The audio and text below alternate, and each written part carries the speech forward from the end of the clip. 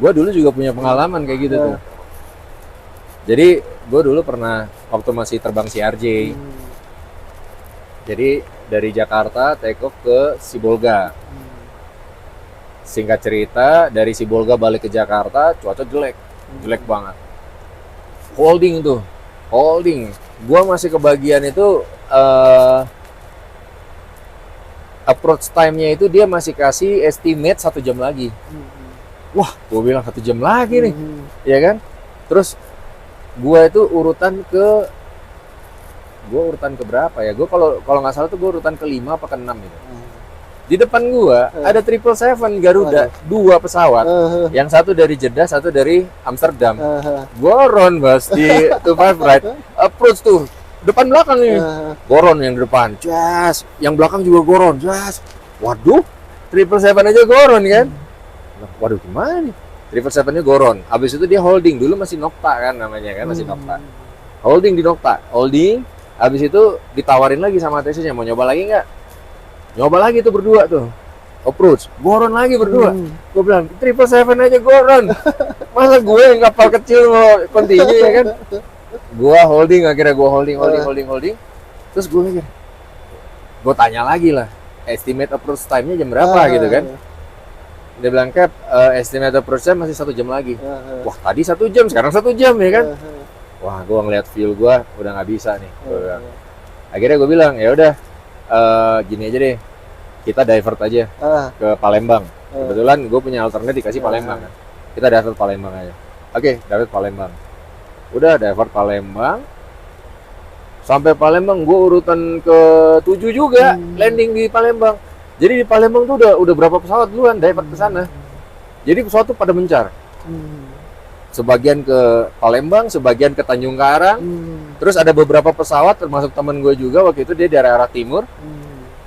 Udah nggak punya alternate kan? Halim nggak bisa dipakai buat alternate kan? Akhirnya kemana? Pangkal Pinang.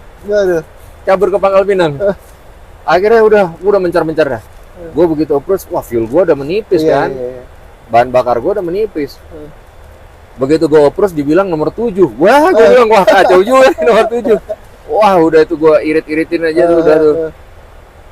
After landing, gue nggak kebagian parking stand. Nggak kebagian parking stand. Jadi apron itu dari ke ujung itu pesawat udah penuh tuh. Akhirnya gue parkir di mana? Gue parkir di taxiway. Bro. Parkir taxiway. Akhirnya parkir taxiway. Terus sama station manajernya gue calling kan, sama operation gue calling. Gue bilang, udah saya minta ini aja deh, full tank, gue bilang gitu, full tank. Kalau si RJ kan full tank cuma 7.000.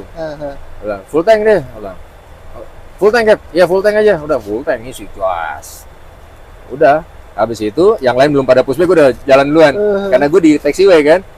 Selesai isi fuel, gue nggak nurunin penumpang lagi, udah langsung aja refuel, jalan lagi gue. Sampai Jakarta gue masih holding lagi bos. Sampai Jakarta holding lagi gue 40 menit tuh masih holding tuh di Bunik tuh. Holding. ATC-nya nawarin, Cap, mau nyoba runway 25 left gak? 25 left ini visibility-nya lebih bagus dari 25 right. Oh gitu? Tapi si Bisel aja di 25 left kan? Gue pikir, udah gue coba deh. Coba 25 left. Landing bos. Kira gue landing tuh. Landing. Itu penumpang di belakang udah tepuk tangan dulu. Gue landing di Jakarta udah tepuk tangan di belakang. Soalnya dia udah, lu bayangin biasanya normalnya dari Sibolga Jakarta itu 2 jam 10 kalau nggak salah. Perjalanan 2 jam 10. Itu sampai gue landing di Palembang itu udah 3 jam setengah. Akhirnya gue balik lagi dari Palembang Jakarta. Itu hampir 2 jam gue. Hampir 2 jam. Palembang Jakarta paling cuma 1 jam kan. Iya, hampir 2 jam gua. Sejam lebih, hampir 2 jam gua. Holding. Gua landing kan itu 5 left akhirnya. Begitu gua landing to 5 left, yang belakang ikut tuh 5 left semua. Buang landing. Akhirnya dibuang semua ke 5 left. Udah begitu landing, gua parkir di Terminal 3 kan. Ada Terminal 3. Baru selesai hujan derasnya. Jadi hujan deras baru lewat. Jadi memang tadi tuh hujan deras banget. Begitu gua parkir baru tuh 5 right to open. Pada landing tuh 5 right. Akhirnya yang dari daerah pada take off tuh. Dari daerah pada take off tuh. Ya gitu ya. Emang pengalaman kayak gitu tuh ini banget ya, unik banget ya. Makanya ya untuk penerbangan mungkin fuel itu salah satu faktor yang itu dia. Nah, penting. Nih, ini ada netizen yang nanya nih, Cap, kenapa kalau terbang, jadi gue pernah sekali waktu posting video tentang avoiding weather. Take off dari Surabaya, gue avoid weather di daerah Lasem situ, karena cucut itu, weather CB-nya gede, gue avoid. Nah, ada netizen nanya gini, Cap, kenapa Captain memilih rute itu? Padahal udah tahu bahwa ada awan di situ. Kenapa Captain nggak milih rute yang lain? Kan ini buat safety juga. Nah, jawaban lo gimana? Kalau dari saya sih, pertama sebelum kita terbang deh, kita di vlogs. Mulai dari awal deh ya kita urutkan. Jadi kalau di vlogs itu kan kita sebelum terbang kita mesti cek flight plan kita. Jadi di flight plan itu kita udah tahu mulai dari SID, standar instrument departure kita, after departure take off airborne. Itu kita mesti lewat SID mana. Setelah dari SID itu kita nyambung tuh ke airways. Rute kita. Rute airways itu. Setelah dari airways nanti kita ada STAR. STAR itu standar terminal arrival. Di destinasi. Nanti kita pakai pintu gerbang yang mana lah istilahnya. Iya, pintu masuknya lewat mana gitu. Masuknya buat approach landing di destinasi. Ya, betul. Nah, semua itu udah ditentukan sama yang namanya dispatcher gitu ya. Iya, sama orang vlogs itu mereka udah tentukan kita lewat airways mana mulai dari departure. Iya, betul. Dan dari situ mereka nentuin tuh fuelnya berapa. Mulai dari correction windnya juga berapa, altitude berapa. Ya. Semua udah dikalkulasikan. Terus ya udah kita udah tahu nih fuelnya berapa. Untuk dipakai buat rute ini. Itu. Jadi kalau misalnya kita mau reroute, istilahnya dari pertanyaan itu kan reroute. Kenapa nggak pakai rute yang lain gitu untuk menghindari si awan CB itu?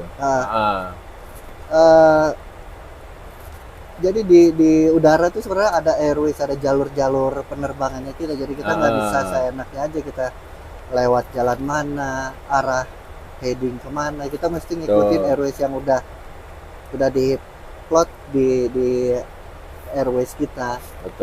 Jadi pertanyaannya kenapa kita nggak milih rute yang lain? Ya sebenarnya bisa-bisa aja, tapi kita mesti recalculate lagi semuanya. Fuelnya berapa dan itu nggak mesti efisien, bisa jadi lebih boros atau bisa juga lebih irit lagi, tapi belum tentu disetujui sama ATC atau pihak otoriti terkait lah. Jadi kalau misalnya ada cuaca kan nggak sepanjang perjalanan tuh. Iya, cuman sebagian itu aja. Jadi kalau di airways kita ada awan CB atau cuacanya kurang bagus, kita bisa kok deviate. Deviate. Dan itu ada regulasinya juga, kita deviate berapa. Yang mesti kita perhatikan sebelum kita deviate, kita request dulu ke ATC. Kita minta sama ATC. Kita minta dulu ke ATC. Kita mau request whether deviate to zero right or left dari track kita. Kalau disetujui dan ATC ngelihat kita di depan nggak ada traffic yang mengganggu, same level nggak ada, ya ATC pun pasti memprovide kita untuk kita deviate. Jadi kita deviate aja sebutuhnya kita. Dan itu pun ada regulasi juga. Kalau misalnya kita lost com nih, itu kita udah ada aturannya lah. Kita mesti ngapain. Nah itu dipelajari di basic flying school. Ada juga masuk di airlaw. Jadi kalau misalnya kita sepanjang penerbangan udah kerja, kita misalnya lupa atau kayaknya pernah inget nih, ya udah kita tinggal buka. Yang kita tahu carinya dokumen itu kita di mana. Kita udah tahu, kita pernah tahu informasi ini. Kita ingat, kita ingat lagi. Jadi intinya adalah kita bisa milih rute dari sebelum kita berangkat itu, kita bisa ganti rute untuk menghindari cuaca misalnya. Tapi kembali lagi, dengan kita merubah rute, jumlah bahan bakar yang kita bawa berubah lagi. Kalau rute itu semakin panjang, artinya bahan bakar yang kita perlukan akan semakin banyak. Nah, bahan bakar yang kita perlukan semakin banyak akan mempengaruhi berat kita pada saat kita akan take off. Nah, sedangkan ketika kita take off, itu ada perhitungan atau kalkulasi untuk performance atau kemampuan pesawat ini untuk tinggal landas dengan berat segitu. Ya kan? Jadi kalau misalnya kita ngerubah rute, oke, kita isi bahan bakar sesuai dengan rute yang baru, tapi terus kemudian kita nggak bisa take off, mau ngapain? Ya kan, kita nggak bisa take off karena berat kita udah kelebihan dari kemampuan pesawat ini take off dengan kondisi cuaca pada saat itu di landasan itu, ya kan? Ya, buat apa juga gitu loh. Jadi ya sebaiknya kita cari yang lebih efisien gitu. Di samping dengan rute yang normal yang seharusnya kita jalani, yang tadi udah dijelasin sama Mas Rendra bahwa kita bisa deviate, kita bisa menghindar. Nah, untuk menghindar itu kita udah punya perhitungan fuel sendiri, ya kan? Kita punya yang namanya route reserve. Kita bisa pakai route reserve itu anytime kita mau pakai di mana gitu kan. Jadi kita sudah disediakan fuel untuk kita avoid weather avoidance ya. Terus juga kita juga udah disiapin route reserve fuel itu untuk kalau misalnya nih di planning kita terbangnya adalah ketinggian 36.000. Ternyata karena satu dan lain hal ATC nggak ngasih kita 36, ATC ngasih kita 32 misalnya 32.000. Yang otomatis perhitungan kalkulasi bahan bakar di flight plan kita akan lebih boros karena kita levelnya lebih rendah daripada level yang ada di flight plan. Nah, itulah kita bisa menggunakan route reserve kayak gitu. Jadi kalau ada cuaca buruk, ada awan CB, kita nggak mesti ganti rute. Yang kita harus ganti rute adalah ketika ada typhoon, badai. Nah, kalau teman-teman tahu apa namanya typhoon atau badai yang lingkarannya gede gini, nah itu sering terjadi di bulan-bulan November, Desember, Januari ya, terutama di daerah utaranya Indonesia tuh, daerah Manila, ke arah Jepang, ke arah Taiwan, itu biangnya di situ tuh. Ke sana ya. Dari Samudra Pasifik nyambung ke Laut Cina. Itu pertemuan dua arah angin yang besar dan akhirnya mereka membentuk sebuah pusaran yang akhirnya menyebabkan badai. Nah, itu yang kita harus hindari karena kalau kita masuk situ 90% kita almarhum ya.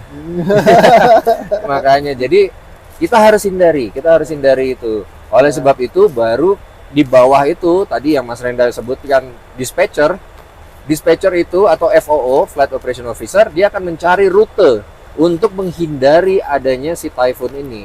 Sehingga rute yang dia pilih itu akan mempengaruhi juga jumlah bahan bakar yang akan kita bawa. Iya kan? Gitu kan ya? Jadi gitu teman-teman. Jadi kalau misalnya ada awan CB atau apa, ya kita menghindar aja. Rute kita tetap sama. Tapi kita hanya menghindar aja. Kecuali memang hal yang harus kita hindari adalah yang harus mengganti rute. Hal-hal yang harus mengganti rute diantaranya nih, ada penutupan airspace. Kayak kemarin kejadian, mungkin teman-teman tahu ada pesawat Lion Air yang nggak bisa lewatin Sri Lanka, akhirnya dikembali landing di Medan. Kemarin sempat heboh ya. Itu closure of airspace. Terus kedua, tadi adanya typhoon. Ya, adanya typhoon sehingga kita harus reroute, kita harus putar jauh. Atau yang ketiga, kita akan crossing satu negara tapi kita nggak dapat izin dari negara itu. Mungkin karena nggak punya hubungan diplomasi dan sebagainya, hubungan politik dan sebagainya, akhirnya kita harus memutar atau menghindari wilayah udara negara itu. Dan itu kita harus reroute, kita harus berputar jauh. Misalnya nih, dulu kalau terbang ke Amsterdam ya, itu kadangkala kalau kita melintas di atas Iran, kita nggak boleh melintas di atas Iran. Akhirnya kita di reroute ke rute yang lain, menghindari wilayah udara Iran. Akhirnya kita bisa ke utara atau kita bisa ke selatan, tergantung rute kita lewat mana. Setuju? Setuju. Nah, kayak gitu. Oke, terakhir. Pengalaman indah terbang 330 apa? Terserah mau di mana, di atau di Lion Group, terserah. Pengalaman indahnya apa? Pengalaman indahnya sih ngerasain pertama kali ngantar jemaah umroh sampai ke Tanah Suci. Wah, itu punya pengalaman yang perasaan yang mengharukan sendiri ya. Oke. Iya, itu pengalaman yang indah. Soalnya kita ngeliatin jemaah yang istilahnya dalam tanda kutip orang-orang yang nggak pernah kebayang naik pesawat kayak apa, iya kan? Tetapi ketika mereka mau ke Tanah Suci, mereka harus naik pesawat. Nah, begitu mereka tiba di Tanah Suci, nggak sedikit juga yang begitu nyampe, mereka langsung sujud syukur di bawah tangga pesawat ya. Nah, itu satu pemandangan yang indah sih sebenarnya. Pemandangan dan pengalaman yang indah ya. Iya sih. Terus Selain itu apa lagi ya? Paling bisa jalan-jalan sih. Jalan-jalan ya, ke luar negeri ya. Kebanyakan luar negeri kan ini kan. Gratis. Iya, gratis. Saya pengalaman indahnya 330 itu enaknya kita terbang antar negara. Jadi banyak negara yang kita bisa datangi. Kalau sekarang kan memang flightnya hanya ke Jeddah, Madinah ya. Tapi di preview saya dulu terbangnya ke Jepang. Jepang aja ada berapa kota yang kita datangin. Terus Incheon, Korea Selatan ya, Seoul. China tuh ada beberapa kota juga kita datangin. Terus ke Hong Kong, ke Australia ada 3 atau 4 kota yang kita masuk dan kita bisa spend 3 hari di sana. Jadi kita bisa jalan-jalan, explore macam-macam. Jalan-jalan gratis dan dibayar. Gimana nggak enak, ya kan? Wah, gitu. Oke guys, kita perjalanan ini masih ada kurang lebih 9 jam lagi ke depan. Tapi anyway, sampai di sini dulu kita ngobrol-ngobrolnya. Sampai jumpa lagi di obrolan selanjutnya. Thank you, bye-bye.